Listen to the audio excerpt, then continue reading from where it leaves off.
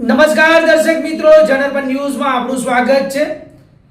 હું છું આપણો મિત્ર કંચન પરમાર। આવો સાંભળીએ આજના મુખ્ય સમાચાર।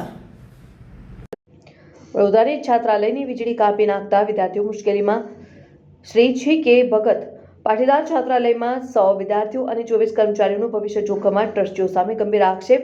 આરવી દેસાઈ રોડ પર આવેલી છે આ છાત્રાલય। લાઇટ બિલો ભર્યા હોવા છતાં છાત્રાલયની લાઇટ કાપી નાખવામાં આવતા વિદ્યાર્થીઓને ભારે હાલાકી ભોગવવા મજબૂર।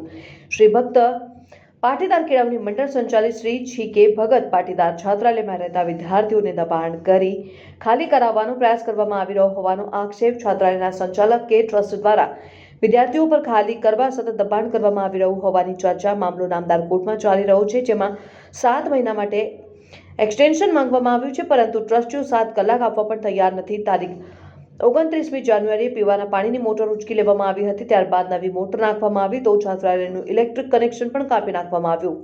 મામલો કોર્ટમાં ચાલી રહ્યો છે અને 22 ફેબ્રુઆરીએ આદેશ આપવાનો હતો, તેમ છતાં જાણી જોઈને વિદ્યાર્થીઓને હેરાન કરવામાં આવી રહ્યા હોવાની ચર્ચા।